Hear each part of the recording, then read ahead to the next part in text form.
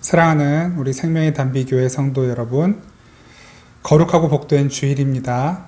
그리고 오늘 사순절 네 번째 주일입니다. 오늘도 우리와 함께 계시고 우리에게 복 주시는 아버지 하나님 앞에 성령과 진리 안에서 예배 드리겠습니다. 다 함께 묵도하시겠습니다.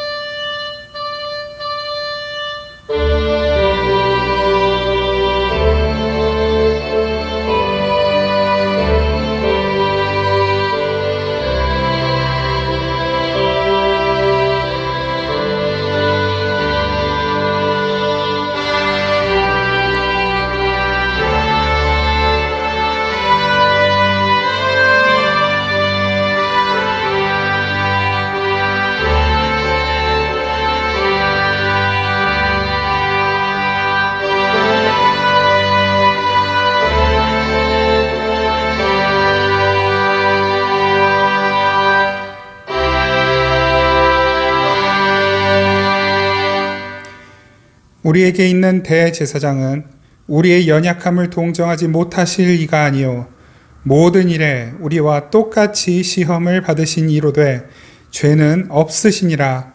그러므로 우리는 긍휼하심을 받고 때를 따라 돕는 은혜를 얻기 위하여 은혜의 보좌 앞에 담대히 나아갈 것이니라.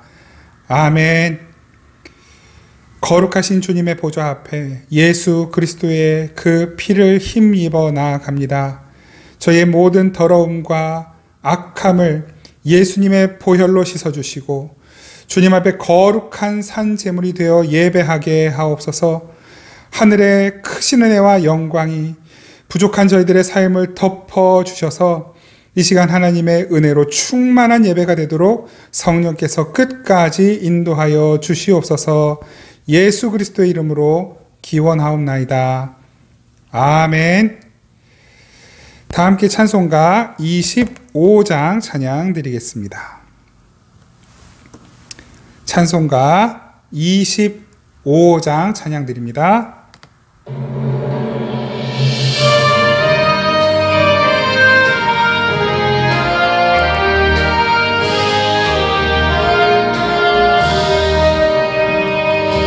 멸류관 벗어서 주 앞에 드리되 저 천사 기쁜 노래가 온 땅에 퍼지네.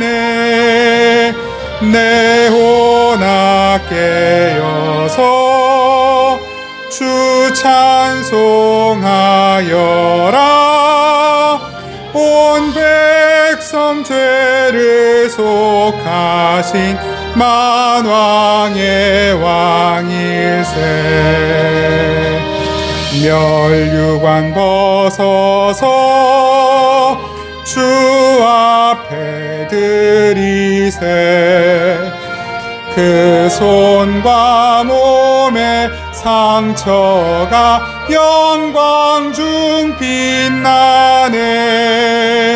하늘의 천사도 그 영광 보고서 고난의 신비 알고자 늘 흠모하도다. 멸류관 벗어서 주 앞에 드리세. 온 세상 전쟁 그치고 참 평화 오겠네. 주 보좌 앞에서 온 백성 엎드려 그 한량 없는 영광을 늘 찬송합니다. 아멘.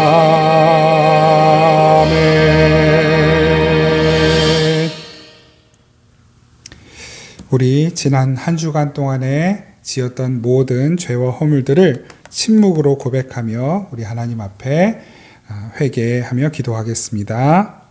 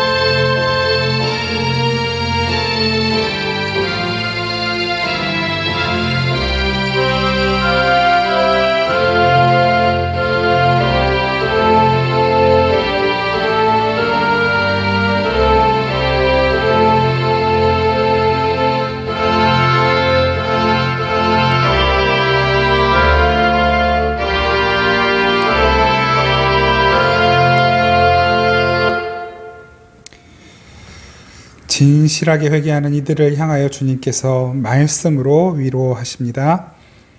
주와 같은 신이 어디 있으리까? 주께서는 죄악과 그 기업의 남은 자의 허물을 사유하시며 인애를 기뻐하심으로 진노를 오래 품지 아니하시나이다. 아멘.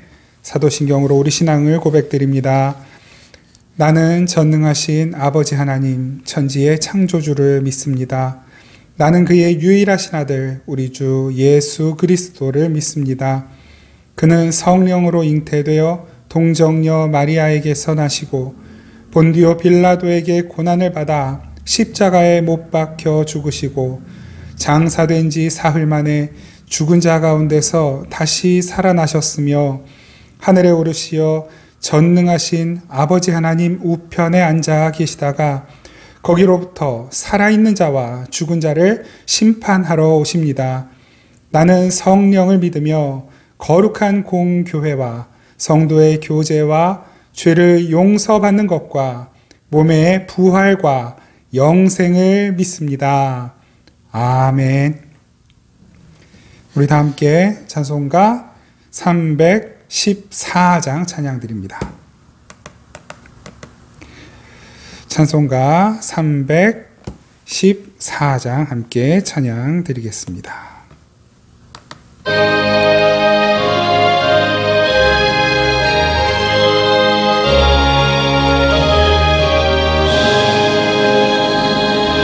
내 구주 예수를 더욱 사랑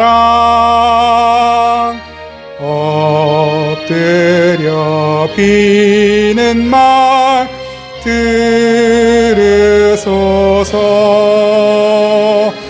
내 진정 소원이 내 구주 예수를 더욱 사랑 더욱 사랑. 이전에 세상 나 기뻤어도 지금 내 기쁨은 오직 예수. 다만 내 비는 말 내 구주 예수를 더욱 사랑 더욱 사랑. 이 세상 떠날 때 찬양하고 숨질 때 하는 말 이것일세. 다만 내 비는 말 내 구주 예수를 더욱 사랑 더욱 사랑.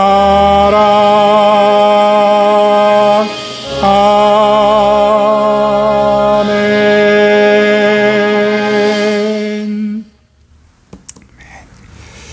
우리 함께 기도드리겠습니다.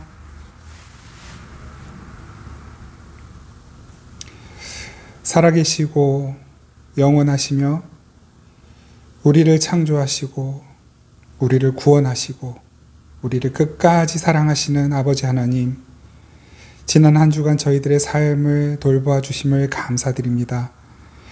다시 한번 주님 앞에 나와 예배할 마음을 주시고 예배를 통해 주님의 음성을 듣게 하시고 주님의 은혜로 새 힘을 얻게 하여 주시니 감사드립니다. 이 시간 저희의 온 몸과 마음을 주님께 드리기 원합니다. 예수 그리스도의 십자가 그 아래에 내려놓기 원합니다. 모든 무거운 짐과 죄를 다 내려놓고 주님의 은혜로 온전케 되고 씻어지고 회복될 수 있도록 성령 하나님 이 시간 역사하여 주시고 이 예배 가운데 저희들의 몸과 마음을 회복시켜 주시옵소서. 메마른 이 땅에 단비를 내려주신 아버지 하나님 감사합니다. 주님, 저희들의 심령 가운데도 비를 내려주시옵소서. 은혜의 비를 내려주시옵소서. 말씀의 비를 내려주시옵소서. 저희들의 메마른 심령이 회복되고 새 힘을 얻고 아버지 열매 맺을 수 있도록 성령님 하늘의 신령한 은혜와 능력을 부어 주시옵소서. 이 온 세계 열방, 상처받고 찢어지고 고통당하는 모든 심령들 가운데 하나님 함께하여 주시옵소서. 전쟁으로 고통받는 땅 우크라이나에 영문도 모르고 전쟁터에 나아간 젊은이들과 그 전쟁으로 인하여 아파하고 또한 죽어가는 귀한 그 영혼들 가운데 함께하여 주시옵소서. 더불어 모든 분쟁의 지역들, 아버지 모든 고통받는 심령들 위해 주님 함께하여 주시옵소서. 이 나라와 민족 가운데 함께하여 주시옵소서. 남과 북으로 갈라져 있는 이 땅에 긍휼을 베풀어 주시고 예수 그리스도의 그 은혜로 속히 하나 되는 날을 허락하여 주시옵소서. 동과 서로 나누어져 있는 아버지 이 땅 가운데 다시 한번 주님 예수 그리스도 그 십자가 아래 동과 서가 연합하고 하나 되는 그 날을 허락하여 주시옵소서. 이 한반도가 복음으로 다시 하나 되어 온 세계 열망 가운데에 횃불이 되는 나라 될 수 있도록 제사장 나라 되는 은혜를 허락하여 주시옵소서. 주님, 우리 귀한 생명의 단비교회 성도들 그 심령 위에 또 그 가정 가운데 함께하여 주시고 이 시간 주님 앞에 모여 예배하는 모든 심령들마다 주님의 성령의 능력으로 충만케 하시고 말씀의 능력으로 충만케 하시고 치유하여 주시고 회복시켜 주시고 주님의 지혜로 충만케 하여 주시고 앞으로 살아갈 모든 일들 가운데 하나님 함께 하심을 아버지 다시 한번 기억하고 아버지 하나님을 기대하는 믿음으로 다시 일어날 수 있도록 도와주시옵소서. 공부하는 자녀들에게 지혜를 주시고 일터에서 필요한 모든 지혜를 허락하여 주시며 또한 우리의 삶의 모든 쓸 것들과 필요한 것들을 주님 어느 것 하나도 궁핍함이 없도록 결핍이 없도록 넉넉하게 주님의 때에 최선의 곳으로 채워 주시옵소서. 주님 연약한 몸과 마음을 주님께 올려드리오니 주님께서 어루만져 주시고 우리의 연약한 몸을 고쳐주시며 연약한 마음에 새 힘을 더하여 주시옵소서. 코로나 상황이 속히 끝나게 하시고 다시 하나님 앞에 모여 예배하는 그날을 주님 허락하여 주실 줄 믿습니다. 그때까지 우리가 믿음으로 이 시간을 잘 이겨낼 수 있도록 함께하여 주시옵소서. 주님 오늘도 주의 말씀 앞으로 나아가오니 그 말씀이 실제적인 능력이 되고 우리의 몸과 마음과 영혼을 고치고 새롭게 하고 회복시키며 온전케 하는 능력으로 나타나게 하옵소서. 주님께 귀한 예물 드리는 모든 손길들 주님 그 손을 꼭 붙들어 주시고 아버지 쓰고 베풀고 나누어도 부족함이 없도록 오히려 더 넘쳐나는 하늘의 신비가 아버지 우리 모든 성도님의 삶 속에 실제가 되어 나타나게 하옵소서. 주님 그렇게 하실 줄을 믿고 감사드리며 우리를 사랑하시는 예수 그리스도의 이름으로 기도드립니다. 아멘.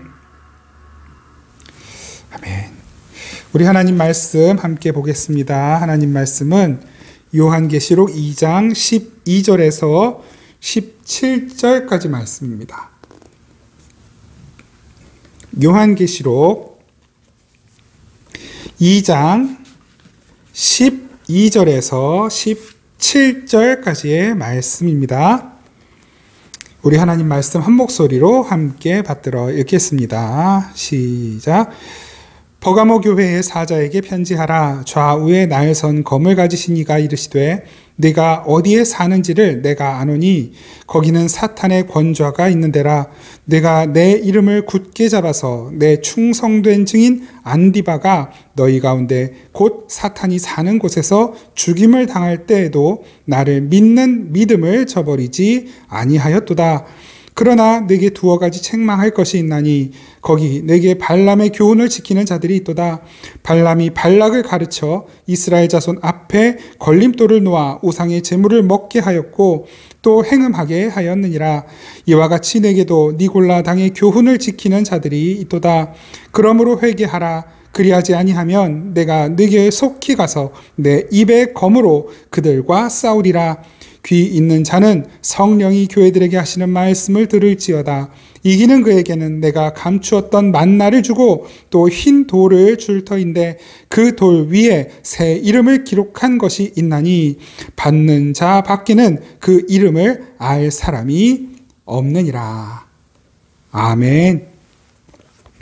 예, 우리 계속해서 소아시아 7교회에 보내신 예수님의 편지의 내용을 함께 살펴보고 있고, 오늘은 버가모 교회를 향하신 예수님의 메시지를 함께 살펴보겠습니다. 발람과 니골라에 대하여 라는 제목으로 말씀을 나눌 텐데요.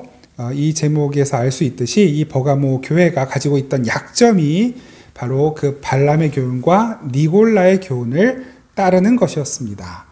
오늘 우리가 이 버가모 교회 하시는 말씀을 들으면서 우리 교회 안에는, 그리고 내 안에는, 그리고 이 땅의 모든 교회들과 성도들 가운데에는 그 발람의 교훈과 니골라의 교훈을 따르는 그 성향이 남아있는 것이 아닌지 다시 한번 확인하고 우리가 주님 앞에 오늘 말씀하신 그대로 회개하라. 그래서 우리가 회개해야 될 부분들이 있다면 회개하고 다시 한번 주님께서 우리를 회복시켜 주시는 은혜가 이 시간 이 예배를 통해서 우리의 삶 가운데 또 우리 교회 가운데 이 땅 가운데 임하시기를 간절히 바랍니다. 오늘 먼저 이 12절 말씀을 보시면 12절 말씀 다시 한번 제가 읽겠습니다. 12절 버가모 교회 사자에게 편지하라. 좌우에 날선 검을 가지신 이가 이르시되. 지금 버가모 교회에 말씀하시는 분 예수 그리스도시죠. 그런데 예수님을 어떻게 소개를 하고 있냐면 좌우에 날선 검을 가지신 분으로 소개하고 있습니다. 우리가 좌우에 날선 검 하면 가장 먼저 떠오르는 것이 히브리서 말씀이잖아요. 하나님의 말씀은 살아있고 운동력이 있어서 좌우에 날선 검과 같이 예리하다. 그래서 하나님의 말씀을 좌우에 날선 검이라 하고, 그 말씀이 육신이 되어 이 땅에 오신 예수 그리스도, 바로 그분이 좌우에 날선 검으로 역사하고 계시는 것입니다. 그래서 그 예수님은 그 검을 가지신 분이라고 말씀하는데, 이 검이 의미하는 것이 있죠. 두말할 것도 없이 전쟁이죠. 전쟁, 싸움입니다. 전투. 이때는 가장 강력한 무기가 검이잖아요. 가장 날카로운 검, 부러지지 않는 검. 그리고 이 검은 한번 찔리거나 베이면 목숨을 잃는 것입니다. 무서운 것이에요. 이 검이라고 하는 것이 로마의 권위와 또 그 어떤 심판권을 상징하는 거예요. 그래서 이 검은 전투를 상징하고 권위와 권력과 심판을 상징하는 것인데, 이 전쟁에서 강한 자, 로마였죠. 그리고 그 강한 힘을 가지고 있는 로마가 이 유대인들뿐만 아니라 그 헬라 지역, 그 소아시아 지역, 아주 전 세계에서 가장 강력한 힘을 가지고 심판권을 행사하던 바로 이때 이 로마를 상징하는 것이 바로 검이었습니다. 그래서 예수님께서는 자신을 좌우에 날선 검을 가진 분으로 소개를 하시면서 진짜 전쟁에 이길 능한 힘은 예수 그리스도에게만 있다. 그리고 이 세상을 심판할 권세와 능력과 심판권은 누구에게만 있다? 로마가 아니라 예수 그리스도에게만 있다라고 하는 것을 나타내고 계시는 것입니다. 그런데 왜 이렇게 예수님께서 자신을 좌우에 날선 검을 가지신 분으로 묘사하냐면 그 이유가 13절 말씀에 나오는데요. 13절, 네가 어디에 사는지를 내가 아노니 거기는 사탄의 권좌가 있는 데라. 사탄의 권좌가 있는데, 지금 버가모 교회에 말씀을 하시는 거잖아요. 이 버가모 지역, 지금 지금 도시명으로는 페르가몬이라고 하는데요. 이 당시에 버가모는 이 당시에 그 많은 신전들이 있었던 곳입니다. 물론 이 때에는 로마의 모든 지역에 다 신전들이 있었어요. 뭐 제우스 신전, 지금은 제우스 신전하면 그 그리스의 올림푸스 지역에 있는 신전만을 생각하기 쉬운데, 이 당시에는 많은 지역들, 로마가 지배하고 있는 큰 도시들에는 신전들이 다 있었습니다. 그것도 로마와 아주 친화력이 있고 로마와 유대 관계가 좋은 지역에는 신전들이 더 많이 있고 로마 숭배가 아주 강력하게 이루어져 있었던 것이죠. 이 버가모도 바로 그런 지역 중에 하나였습니다. 오죽 로마 황제의 신성화, 그리고 이 우상들을 섬기는 신전들이 얼마나 많이 있었는지, 오죽하면 사탄의 권자가 있는 곳이라고 이렇게 소개를 하고 있겠습니까? 이렇게 로마와의 유대 관계가 있고 우상 숭배가 심하면 심할수록 무엇이 심할까요? 교회에 대한 박해가 심한 것입니다. 서머나 지역도 그랬고 이 버가모 지역, 페르가몬 지역도 마찬가지였습니다. 13절 이후의 말씀 보겠습니다. 내가 내 이름을 굳게 잡아서, 그렇게 우상 숭배가 심한 사탄의 권자가 있다라고 말할 정도로 로마 황제 숭배와 우상 숭배가 심한 이곳에서 이 버가모 교회 성도들은 예수의 이름을 굳게 잡았다, 이렇게 말씀하고 계셔요. 그래서 내 충성된 증인, 여러분 이 충성된 증인은 계시록 1장에서 누구를 소개하는 표현이었습니까? 예수 그리스도, 충성된 증인, 충성된 사자로 예수님을 말씀하셨잖아요. 바로 그 예수님에게 붙였던 명칭을 지금 누가 가지고 가냐면 안디바라고 하는 사람이 가지고 가는 거예요. 그러니까 지금 예수님을 충성된 증인으로 묘사하고 있는데 그 이름을 성도에게 줄 만큼 이 버가모 교회가 예수님의 이름을 굳게 잡고 있는 것입니다. 충성된 증인 안디바가 너희 가운데 곧 사탄이 사는 곳에서 죽임을 당할 때에도 믿음을 지키느라고 예수의 이름을 붙들고 있느라고 순교당한 거예요. 근데 여러분, 이 안디바는 유대인이 아니에요. 이방인입니다. 이방인으로서 예수님을 믿고 회심하고 그리스도인이 되었어요. 그리고 그 예수의 이름을 붙들고 얼마든지 시대와 타협하고 편하게 살 수 있음에도 불구하고 그 예수의 이름을 붙드는 그것 때문에 순교당한 것입니다. 이 안디바라고 하는 이름은 성경 다른 곳에 아무 곳에도 안 나와요. 이 말은 잘 알려지지 않은 이름이라는 것이죠. 외지인이었고 또 뒤늦게 회심했고 이 안디바라는 이름을 기억하고 있는 이가 없는 것입니다. 그런데 바로 이곳에서 안디바라는 이름이 한번 나오고 있는 거예요. 성경에 기록되어 있는 것이죠. 그리고 그 이름에 예수님에게 붙였던 그 별칭을 기꺼이 붙여주고 있는 거예요. 충성된 증인 안디바. 남들은 알아주지 않아도 믿음을 지키고 예수의 이름을 지키고 있는 이 이름, 다른 어느 누구도 안디바라는 이름을 알지 못하고 기억하지 못하지만 예수님은 이 이름을 기억하고 계시는 것입니다. 예수님은 이 안디바라는 이름을 기억하고 계시고 칭찬하고 계시고 기뻐하시고 기꺼이 안디바에게 자신의 이름, 자신의 별명을 붙여주고 계시는 거예요. 여러분, 예수 믿는 길은 예수님을 닮아가는 길이죠. 예수님의 성품과 인격과 가치관과 예수님의 세계관, 그리고 예수님의 행적을 닮아가는 길입니다. 예수님은 정치적인 메시아가 아니었습니다. 그 이름이 널리 알려지기는 했으나 영향력 있는 정치인이나 또 강한 힘을 가진 메시아로서 알려지지 않았습니다. 예수님은 너무나 수치스러운 모습으로 십자가에 달려 죽으셨어요. 그것 때문에 알려지셨어요. 그 부활을 모르는 이들은 끝까지 예수님을 그냥 시골에서 태어나서 십자가에 달려 수치스럽게 죽은 사람으로만 알고 있을 뿐이에요. 로마인들에게도 마찬가지입니다.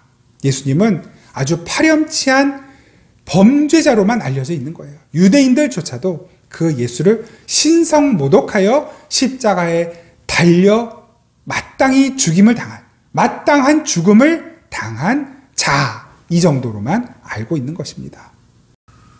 예수님이 십자가에 달려 계실 때 많은 사람들이 그 십자가에서 내려와라 라고 조롱했습니다.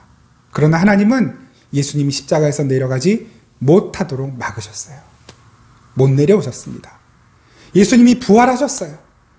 부활하신 예수님은 무엇이든지 하실 수 있잖아요. 시간과 공간을 초월하고 통과하여 이제는 정말로 완전한 하나님으로 부활을 하신 거잖아요. 그런데 그 정도 됐으면 빌라도에게 한 방 먹이고 로마 완전히 다 쑥대밭 만들고 그렇게 복수하시면 멋있을 것 같은데 복수하시지 않는 거예요. 빌라도에게 복수하시지 않는 것입니다. 그냥 그렇게 승천하셨어요. 그 예수님의 부활과 승천을 모르는 모든 사람들은 그래서 예수님을 끝까지 빌라도에게 사형 선고받고 십자가에 죽은 그냥 한 사람 그 정도로만 알고 있을 뿐인 것입니다. 우리가 예수 믿는 것은 유명해지기 위해 믿는 것이 아닙니다. 높은 자리에 올라가기 위해 믿는 것이 아닙니다. 영향력 있는 사람이 되기 위해 믿는 것이 아닙니다. 오히려 우리가 예수님 믿는 것 때문에 손해보는 일이 생기고 때로는 억울한 일도 생길 수 있다라고 하는 것을 전제하는 것입니다. 누군가에게 복수할 기회가 생기고 누군가에게 안갚음을 해줄 기회가 생겨도 그 기회를 사용하지 않게 되는 것, 사용할 수 없게 되는 것, 여러분 어쩌면 그것이 그리스도인으로서 사는 삶이라는 것을 예수님께서 보여주신 것입니다. 그냥 죽는 미랄로 남으라는 거예요. 그렇게 예수의 뒤만 따라오라는 것입니다. 자기를 부인하고 십자가 지고 따라오라는 거예요. 이것이 신앙생활이고 그리스도인으로서의 삶이라는 것을 말씀하고 계시는 것이에요. 그런 우리들의 삶을 보면서 세상 사람들은 우리를 우습게 볼 수 있습니다. 하찮게 여길 수 있어요. 조롱할 수도 있겠죠. 그런데 세상 사람들은 내 이름을 알아주지 않고 우리 이름을 알아주지 않아도 하찮게 여겨도 누가 알아주시는 거예요? 예수님께서 우리의 이름을 알아주시는 것입니다. 충성된 증인, 예수님에게 붙었던 그 이름을 여러분, 그 예수의 뒤를 따라가는 우리들에게 붙여주시는 거예요. 충성된 일꾼, 잘하였도다 착하고 충성된 종아. 그리고 예수님이 쓰시는 그 면류관을 우리에게 씌워주시는 것입니다. 사람들은 몰라주고, 사람들은 우리를 우습게 여기지만 하나님 나라에서 우리는 하나님의 보호자 우편에 함께 예수님과 함께 서는 자들이고 하나님과 함께 통치하고 다스리는 자들로 기억되는 것입니다. 누구에게? 하나님께, 예수님께. 그리고 그 주님은 성령으로 지금 우리와 그 길을 함께 가고 계시는 것입니다. 여러분, 이것이 우리의 삶이에요. 이것이 그리스도인의 삶이고 이것이 그리스도인의 영광인 것입니다. 버가모 교회가 바로 그렇게 칭찬을 받고 인정받은 것입니다. 그런데 그렇게 칭찬받고 인정받는 버가모 교회를 향해 예수님께서 책망의 말씀을 하시죠. 오늘 본문 14절 15절 제가 읽겠습니다. 그러나 내게 두어 가지 책망할 것이 있나니 거기 내게 발람의 교훈을 지키는 자들이 있도다. 발람이 발락을 가르쳐 이스라엘 자손 앞에 걸림돌을 놓아 우상의 제물을 먹게 하였고 또 행음하게 하였느니라. 이와 같이 내게도 니골라 당의 교훈을 지키는 자들이 있도다. 그렇게 그 환난과 핍박 중에도 순교자들이 나오는 가운데에도 예수의 이름을 꼭 붙들고 지키는 자들, 그들이 있는 그 교회 안에, 그들 가운데에 아직도 이 세상과 로마와 결탁하고 타협하여 하나님도 겉으로는 섬기지만 그러나 속으로는 우상도 섬기고 세상이 주는 즐거움과 기쁨도 누리려고 하는 이들이 있었다. 이렇게 말씀하시는 것입니다. 그들을 가리켜 발람의 교훈을 따르는 자, 니골라의 교훈을 따르는 자들, 이렇게 말씀하시죠. 여러분, 발람이 누구입니까? 민수기 22장, 23장, 31장 이렇게 계속 나오는 선지자예요. 근데 발람은 유대인이 아닙니다. 그런데도 성경은 그 발람을 선지자 이렇게 칭해주고 있는 것이죠. 이스라엘 백성들이 가나안 땅으로 가면서 승승장구했어요. 하나님께서 도와주셔서 그 앞에 걸림돌이 되는 민족들을 하나님께서 주시는 힘으로 하나하나 물리치면서 가나안을 향해 가고 있었죠. 그 소문이 들렸겠죠. 다른 나라들에게도, 다른 민족들에게 들렸을 텐데, 모압 왕 발락도 그 이스라엘의 소문을 듣고 이스라엘을 두려워하게 된 거예요. 그래서 한 선지자, 이 하나님을 섬기는 선지자 한 사람을 회유해서, 그를 매수해서 이스라엘을 저주하게 해야겠다, 이렇게 마음을 먹고 선택한 선지자가 누구냐면 바로 비이스라엘 출신, 비유대인 출신의 선지자인 발람을 선택한 것입니다. 그래서 발람을 회유하죠.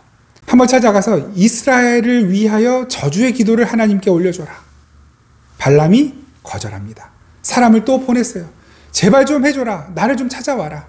그때는 발람이 그 모압 왕 발락을 찾아가죠. 그리고 이스라엘을 저주하는 기도를 해야 되는데 그 발락 왕과의 약속을 어기고 이스라엘을 축복하는 기도를 합니다. 이야기가 여기서 끝나면 너무 좋을 것 같은데 그러질 않아요. 민수기 25장 1절에서 3절, 민수기 25장 1절에서 3절 말씀 제가 읽겠습니다. 이스라엘이 시딤에 머물러 있더니 그 백성이 모압 여자들과 음행하기를 시작하니라. 그 여자들이 그 신들에게 제사할 때에 백성을 청하매 백성이 먹고 그들의 신들에게 절함으로 이스라엘이 바알볼에게 부속된지라. 여호와께서 이스라엘에게 진노하시니라. 발람은 발락 왕과의 약속을 어기고 이스라엘을 저주하지 않고 축복했어요. 여기까지는 좋았으나, 그러나 그 뒤에 결국 발람은 발락 왕의 회유에 넘어가고 발락이 제시하는 그 돈, 재물에 결국은 넘어가게 됩니다. 그래서 뭘 하냐면 꾀를 내는 거예요. 직접적으로 하나님 앞에, 하나님 이스라엘 백성들이 패배하게 해주십시오, 이스라엘 백성들을 무너뜨려 주십시오, 이렇게 저주하지는 않았지만 그 이스라엘 백성들이 스스로 범죄하게 만든 것입니다. 뭐냐면 그 이스라엘 백성들을 꾀어서 모압이 섬기는 신전에 데리고 간 거예요. 그리고 그 신전에서 우리가 하나님을 예배한다 라고 거짓말을 치고 실제로는 모압의 신을 예배하게 만든 것이죠. 여러분, 이 우상 앞에 예배하는 방식에 대해서는 우리가 이미 잘 알고 있습니다. 이 바알을 예배하는 방식이 뭐였습니까? 바알에게 제사하고 그 제사의 고기를 같이 나눠 먹고, 그리고 바알의 사제들이 여자들이 있었잖아요. 그들은 창기거든요. 그 여자들과 남자들이 동침하는 거예요. 그래서 그 바알 신이 그 동침하는 모습을 보고 비를 내려주면 그것으로 곡식이 잘 자라고 부를 얻게 되는 것. 이것이 이제 바알 종교의 예배 의식이었는데, 이 발람이 바로 그 바알 종교 의식 앞으로 이스라엘 백성들을 꿰어 데리고 온 것이에요. 그래서 하나님께서 진노하시게 된 것입니다. 다시 민수기 25장 1절부터 3절 제가 다시 한번 읽어드리고 오늘 본문 계시록 2장 14절을 다시 한번 읽어드릴게요. 어떤 공통점이 있는지 한번 잘 들어보십시오. 이스라엘이 시딤에 머물러 있더니 그 백성이 모압 여자들과 음행하기를 시작하니라. 이 예배 의식이죠. 그 여자들이 그 신들에게 제사할 때 백성들을 청하매 백성이 먹고 그들의 신들에게 절함으로 이스라엘이 바알볼에게 부속된지라. 그 예배 의식에 동참하게 되므로 바알을 예배하게 된 것입니다. 여호와께서 이스라엘에게 진노하시니라. 계시록 2장 14절. 그러나 내게 두어 가지 책망할 것이 있나니 거기 내게 발람의 교훈을 지키는 자들이 있도다. 발람이 발락을 가르쳐 이스라엘 앞에 올무를 놓아 우상의 제물을 먹게 하였고 또 행음하게 하였느니라. 바로 이것이 어디에 있었다고요? 버가모 교회 안에 있었던 것입니다. 그러니까 버가모 교회의 문제가 뭐냐면 이 교회 안에 성도들 그리고 교회 지도자들 가운데 돈의 눈이 멀은 거예요. 재물의 눈이 멀어서 올바르지 못한 교리를 가르치고, 그 버가모 교회 성도들이 예수의 이름을 굳게 붙들고 있는 와중에 그들의 마음을 흔들어서 로마와 결탁하고 로마의 황제를 숭배하고 다른 신들을 숭배하도록 만든 것입니다. 그래도 괜찮다. 다른 신을 숭배해도 괜찮다. 재물을 숭배해도 괜찮다. 로마 황제를 숭배해도 괜찮다. 너는 하나님을 믿고 있지 않느냐. 여러분, 이것과 연결되어 있는 것이 또 니골라당의 교훈이에요. 니골라당의 교훈이라는 게 뭐냐면 영지주의. 여러분 많이 들어보셨잖아요. 영지주의. 그 뭡니까? 영적인 것만 귀한 거예요. 영적인 것만 의미가 있고 가치가 있어요.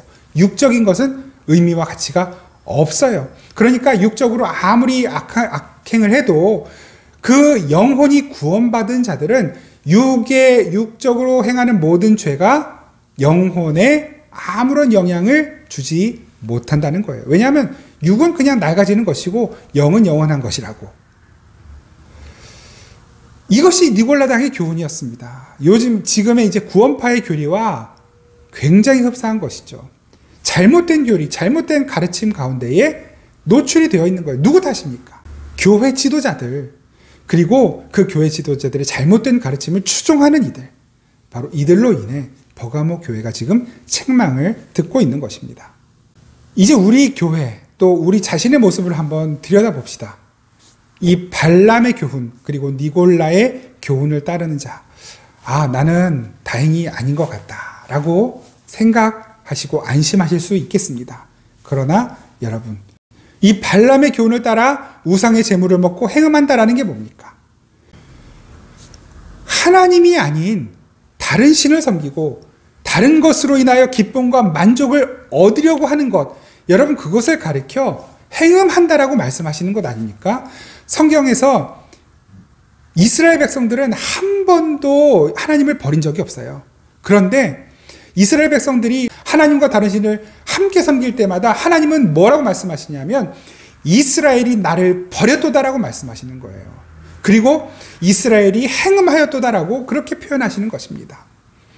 하나님이 아닌 다른 것으로 나의 만족과 기쁨을 찾고 행복을 찾는 바로 그 상태가 행음하는 상태이며 우상 앞에 드려진 제물을 먹는 상태, 우상을 숭배하는 상태로 하나님이 말씀하시는 것입니다. 그런 마음이 우리 안에는 없나요? 일절 없습니까? 뭔가 하나님께서 나에게 별 도움을 주시지 않는 것 같다라고 느낄 때, 하나님께 실망감이 들 때, 이 세상에서 많은 어려움과 환난과 고난과 시험거리들을 만났는데 그 환난과 고난 때문에 너무나 고통스럽고 그 시험들을 도무지 뚫고 나갈 수가 없는 것 같은 불안감과 절망감이 찾아올 때 우리는 자꾸 다른 길을 찾게 되는 것입니다. 굳게 붙들고 있는 예수의 이름을 자꾸 놓고 싶어지는 거예요. 편한 길이 보이고 더 안정적인 길이 보이고 더 안락한 상태의 다른 비교할 만한 것들이 보일 때 우리는 그것을 선택하고 싶어지는 거예요. 여러분, 그때 우리가 잘 선택해야 하는 거예요. 그래서 예수님께서 우리에게 예방주사를 놔주시는 것입니다. 버가모 교회의 모습을 통하여 우리의 모습을 다시 한번 살펴보고 우리 안에 하나님 앞에서 우상에게 드려진 제물을 먹고 행음하는 실수를 범하지 않도록 예수님께서 예방주사를 놔주시는 것입니다. 여러분, 틀림없이 우리는 자유가 있는 자들입니다. 여러분도 잘 알고 계시겠지만 우상 앞에 드려진 제물을 먹어도 되는가 먹으면 안 되는가에 대한 바울의 대답은 마음대로 해라요. 그건 아무런 하등의 우리의 신앙에 관계가 없다. 우상 앞에 드려진 제물은 부정탄 음식인가? 하나님께 감사하고 먹어도 된다였어요. 그러나 혹시 그것을 먹는 것을 보고 누군가 시험에 들 것 같거든, 그러면 그 사람을 위하여 먹지 말아라예요. 여러분, 이것이 자유입니다. 먹어도 되고 안 먹어도 돼요. 그게 자유예요. 무엇 안에서의 자유입니까? 진리 안에서의 자유인 것입니다. 우리는 그런 자유가 있는 거예요. 그런데 방종과 자유는 다르잖아요. 방종은 뭐예요? 진리와 무관하게, 어떤 그 규칙과 무관하게 그냥 내 마음대로 해보는 거예요. 남들이 괴로움을 당하든 말든, 남들이 시험을 당하든 말든 내 마음대로 행동하고 내 마음대로 말하는 것이 방종인 것이죠. 영지주의는 바로 그 방종을 조장하는 것이에요. 하나님 믿으니까 구원받았으니까 마음대로 해도 돼. 마음대로 술 마셔도 되고, 마음대로 담배 피워도 되고, 마음대로 간음해도 되고, 바람 피워도 되고, 마음대로 해. 구원받았는데 뭐. 물론 여러분 그러한 하나하나가 우리의 구원에 영향을 끼치지는 못할 거예요. 그러나 예수님께서 명확하게 말씀하시는 것입니다. 자유와 방종을 혼동하지 말라고 말씀하시는 거예요. 진리 안에서 자유하라는 것입니다. 여러분 술 마시면 지옥 갑니까? 담배 피우면 지옥 갑니까? 아니죠. 그런데 그리스도인이라면 하나님 앞에서 그리고 다른 사람들의 믿음과 신앙의 덕이 되기 위하여, 거룩함의 덕이 되기 위하여 기꺼이 안 하는 것입니다. 그렇게 하면 벌을 받고 지옥 가서 안 하는 것이 아니라 다른 이들을 섬기기 위하여 나의 그리스도인됨의 그 본분을 기억하고 주님 앞에서 지키는 것입니다. 그리고 그것으로 다른 사람들에게 본과 덕이 되는 거예요. 그것이 자유입니다. 또 이렇게 이야기하면 또 듣고 싶은 대로 듣고 싶어져요. 아, 그래도 조금 술 마실 여지가 있네. 담배 피울 여지가 있네. 이 죄책감에서 좀 자유로워도 되겠네. 아니에요. 그것이 듣고 싶은 대로 듣는 거예요. 그게 방종으로 가는 길이란 말입니다. 우리는 하나님 앞에서 하나님께서 나에게 주시는 음성을 들어야 해요. 여러분 마음속 깊은 곳에 주님께서 무엇이라고 말씀하시는지에 귀를 기울이시기 바랍니다. 그냥 설교자가 이렇게 설교했고 저렇게 설교했기 때문에 그 내용에 따라가면 되겠지. 아니에요. 사람의 설교, 목회자의 설교는 너무나 부족해요. 너무나 보잘것없는 것입니다. 진리는 주님의 말씀입니다. 성령께서 지금 저와 여러분들의 마음속에 들려주시는 그 음성에 더 귀를 기울여야만 하는 것입니다. 듣고 싶은 대로 듣고 듣기 싫은 건 안 듣는 것. 여러분 그것은 참된 그리스도인이 아니에요. 마지막 때에는 그런 사람들이 많이 생겨난다라고 말씀하셔요. 아모스 8장 11절. 아모스 8장 11절 제가 읽겠습니다. 주 여호와께서 이르시되 보라 날이 이를지라 내가 기근을 땅에 보내리니 양식이 없어 주림이 아니며 물이 없어 갈함이 아니요 여호와의 말씀을 듣지 못할 기갈이라. 마지막 때가 될수록 참된 진리, 올바른 진리가 전해지는 것이 더 어려워진다라는 의미도 있지만 진리가 전해져도 참된 하나님의 말씀 복음이 전해져도 그것을 올바로 알아듣는 자들이 점점 적어진다는 거예요. 그 진리를 진리로 여기지 않는 이들이 많아진다는 의미인 것입니다. 그래서 주름인 거예요. 먹을 양식이 있는데도 그 양식을 양식으로 알아보지 못하고 먹지 않는 것이에요. 그만큼 마지막 때에는 말씀으로, 믿음으로, 진리로 예수의 이름을 붙들고 사는 것이 정말 어려워지는 것입니다. 이 버가모 교회의 안디바, 순교자 안디바, 바로 그 어려운 시기를 살았던 그 이름을 예수님께서 기억하시고 성경에 이렇게 딱 그 이름을 박아 놓으셨어요. 주님이 기억하고 계시는 거예요. 세상 어느 누구도 기억하지 못하지만 여러분 이것이 순교예요.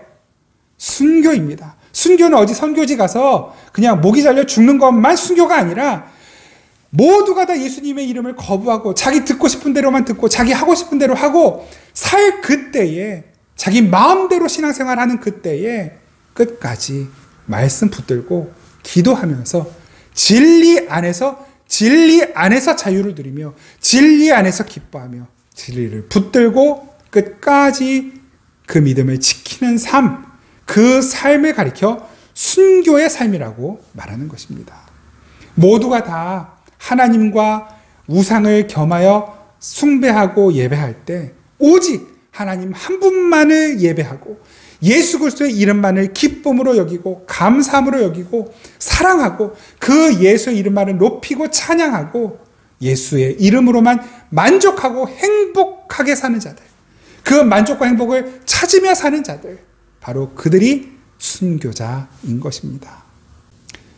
가면 갈수록 이 믿음을 지키며 사는 것이 더 힘들어질 것은 자명합니다. 디모데후서 3장 12절 말씀, 무릇 그리스도 예수 안에서 경건하게 살고자 하는 자는 핍박을 받으리라. 계시록 6장 9절에서 11절 말씀, 다섯째 인을 떼실 때에 내가 보니 하나님의 말씀과 그들이 가진 증거로 말미암아 죽임을 당한 영혼들이 제단 아래에 있어 큰 소리로 불러 이르되 거룩하고 참되신 대주제여, 땅에 거하는 자들을 심판하여 우리 피를 갚아주지 아니하시기를 어느 때까지 하시려 하나이까 하니 각각 그들에게 흰 두루마기를 주시며 이르시되 아직 잠시 동안 쉬되 그들의 동무 종들과 형제들도 자기처럼 죽임을 당하여 그 수가 차기까지 하라 하시더라.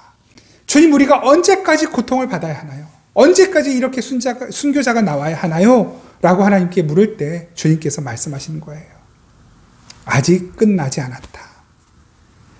우리 지난주 말씀 나왔던 그 서문화 교회, 그 열흘, 그거 10일, 그것과 같은 개념이에요. 하나님이 정하신 그 기간, 하나님이 정하신 그 분량만큼의 고통과 어려움은 결국은 감당해 내야 되는 거예요. 그게 너무너무 힘든 거예요. 그래서 순교라고 말씀하시는 것입니다. 여러분, 차라리 목 베어 죽는 순교는 오히려 쉬울지 몰라요. 제가 순교를 안 당해서 이렇게 쉽게 말씀드리는 건지 몰라도 그건 한번 그냥 칼로 목 베이면 끝나는 거잖아요. 순교 끝이에요. 그런데 여러분, 삶은 계속돼요.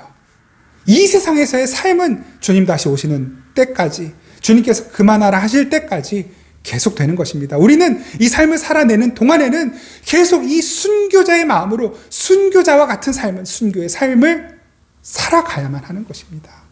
얼마나 힘들어요. 그래서 주님이 말씀하시는 것이에요. 이기는 그에게는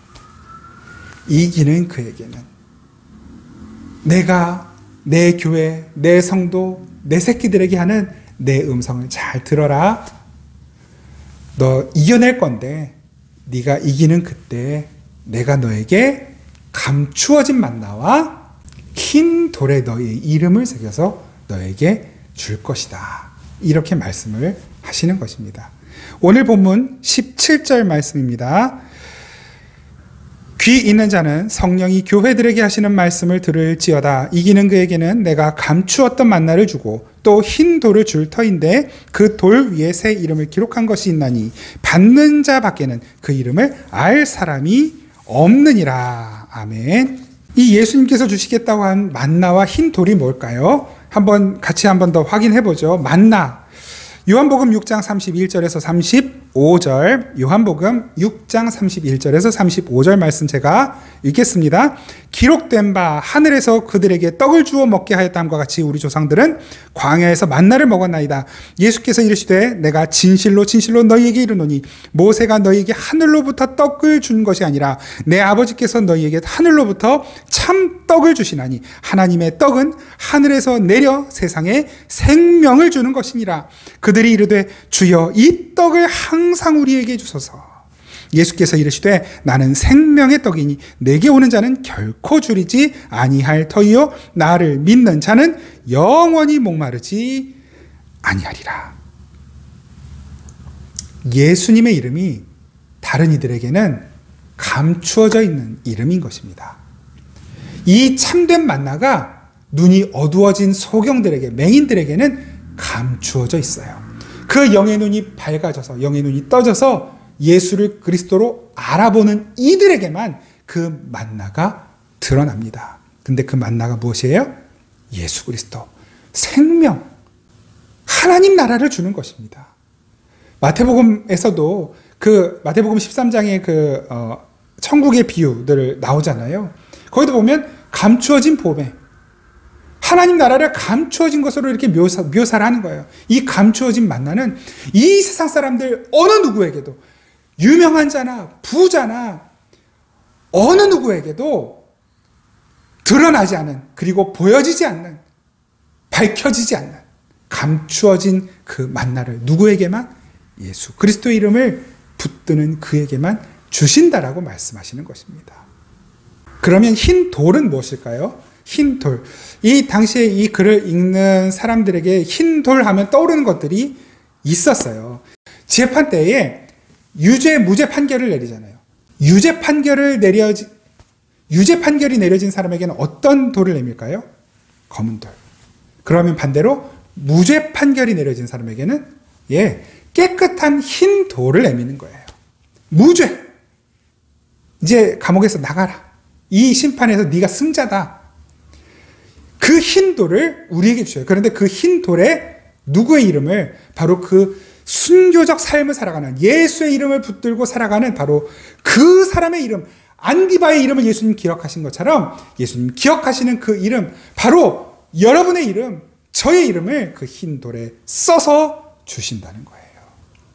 여러분, 그리고 이 돌은 높은 사람들이 결혼식 할 때 그 사람들이 아무나 초청할 수 없잖아요. 그러니까 흰 돌에다가 말하자면 이게 초청장이죠. 이름을 써가지고 주는 거예요.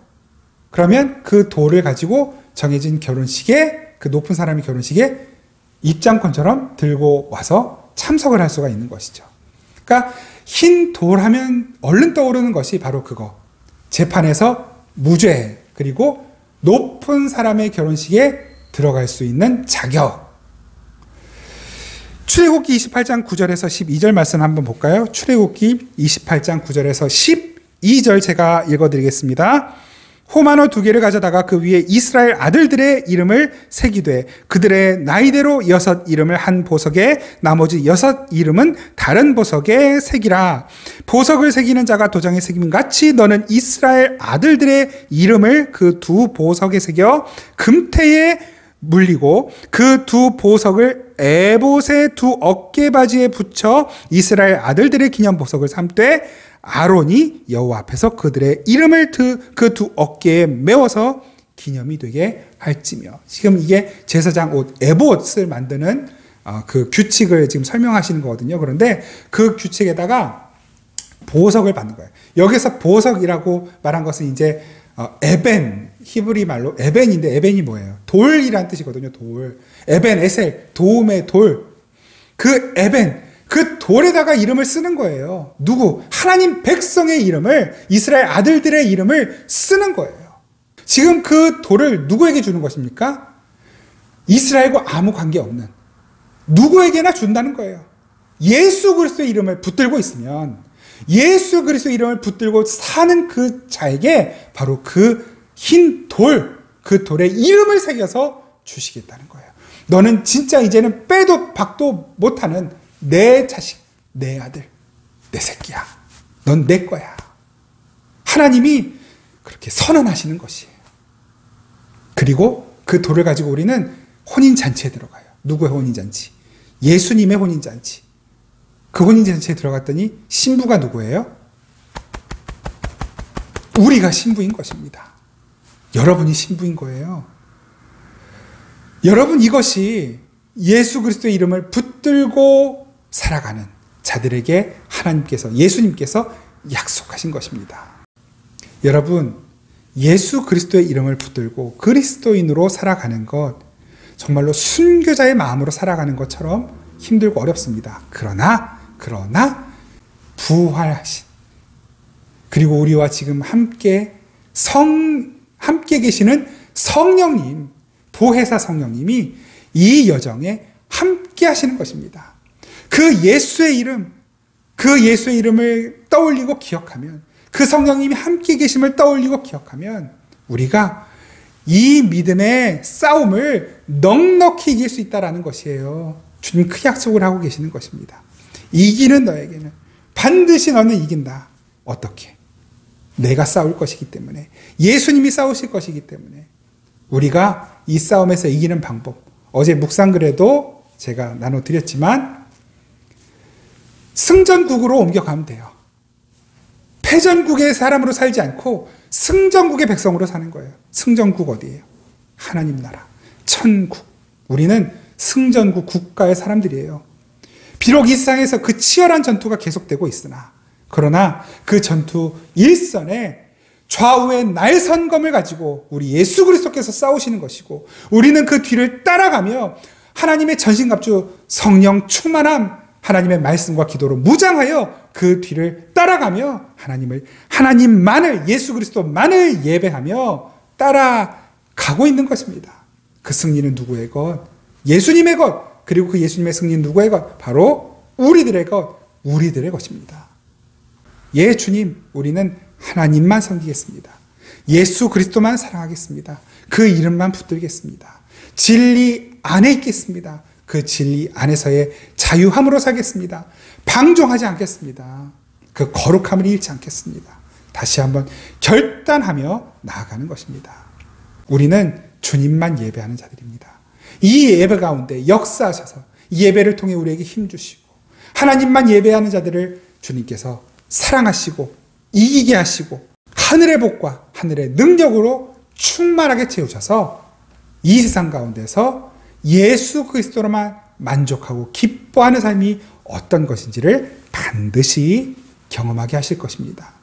우리 이 시간, 우리의 참된 만족과 기쁨이 되시는 우리 주님만 예배합니다. 주님만 사랑합니다. 함께 찬양으로 고백하시겠습니다. 주님, 저는 주님만 사랑합니다. 주님만 필요합니다. 주님만 예배합니다. 우리 시간 함께 찬양함으로 고백드리겠습니다. 주를 위한 이곳에,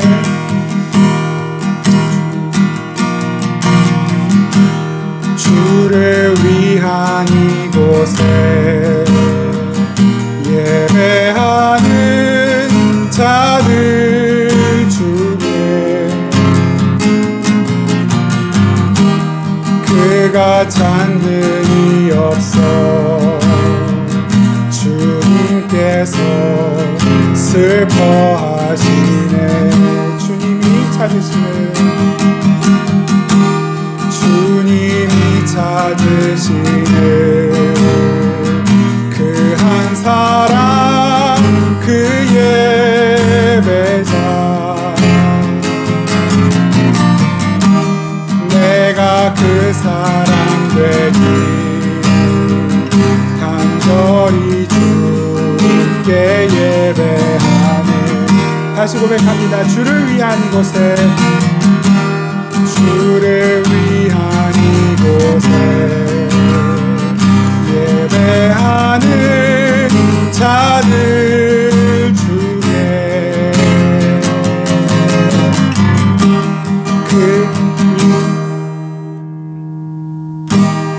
그가 찾는이 없어 주님께서 슬퍼하시네. 주님이 찾으시네. 주님이 찾으시네. 그 한 사람, 그 예배자, 내가 그 사람 되기 간절히 주께 예배하네. 주 은혜로, 주 은혜로 이곳에 서 있네. 주님께에 엎드려 절하네. 그 아무것도 난 필요 없네. 주님만 경배해. 주 은혜로 이곳에 서 있네. 주님에게 엎드려 절하네. 그 아무것도 난 필요 없네. 주님만 경배해. 아멘. 우리 한 번 더 찬양할 때 기도하실 분들은 이 시간 결단하면서 함께 기도하시기 바랍니다. 주를 위한 이곳에, 주를 위한 이곳에 예배하는 자들 중에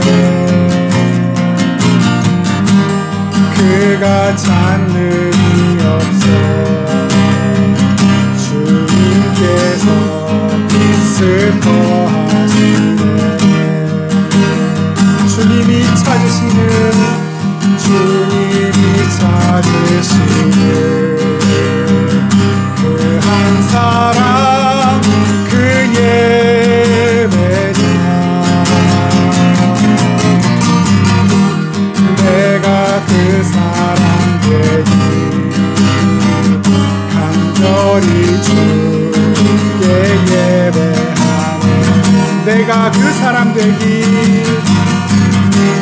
내가 그 사람 되기, 간절히 주께 예배하네. 내가 그 사람 되기, 내가 그 사람 되기, 간절히 주께 예배하네. 주 은혜로, 주 은혜로 이곳에 서 있네. 주 이제에 엎드려 절하네. 그 어느 것도 나 필요 없네. 주님만 경배해. 주 은혜로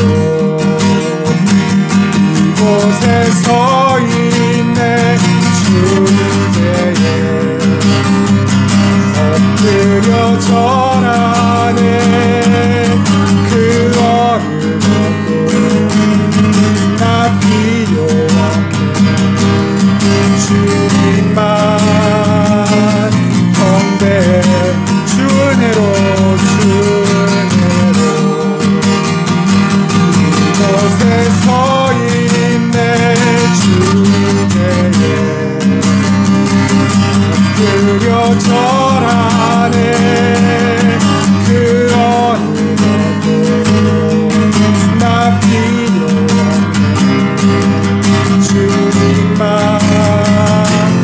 경배해. 주 은혜로 이곳에 서 있네. 주 엎드려 절하네. 그 어느 것도 나 필요, 그 어느 것도, 그 어느 것도 나 필요, 그 어느 것도, 그 어느 것도 나 필요 없네.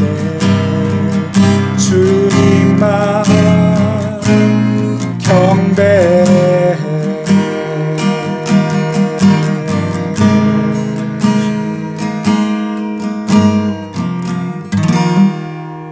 아멘. 주님, 우리는 주님이 필요합니다. 주님, 우리는 주님만 필요합니다. 주님께 우리의 필요가 다 있고, 우리가 가져야 할 모든 것이 다 있고, 우리가 반드시 알아야 할 모든 것이 다 있고, 우리가 반드시 써야 할 모든 것이 다 있기에 우리는 주님만 필요합니다. 주님이 주셔야 있고, 주님이 주시지 않으면 없습니다. 주님께로부터 오지 않은 어떤 것도 하나님 우리에게 아무리 많이 있어 봐야 우리의 삶에 아무런 유익이 되지 않는다는 것을 속히 깨닫게 하시고 날마다 주님만을 구하는 삶을 살게 하옵소서. 예수 그리스도의 이름으로 기도드립니다. 아멘. 우리 주 예수 그리스도의 은혜와 우리 아버지 하나님의 놀랍고 신실하신 사랑과 성령의 함께 하시고 도우시고 위로하시고 교통하시고 역사하시며 우리를 이기게 하시는 그 놀라우신 은혜가 이 시간 다시 한번 전 주님만 필요합니다. 주님과 함께 예수의 이름 붙들고 이 세상 살겠습니다. 다짐하며 세상으로 나아가는 생명의 단비교회 모든 식구들과 모든 가족들, 이 땅의 모든 교회들 가운데 항상 함께 계시기를 간절히 축원하옵나이다. 아멘.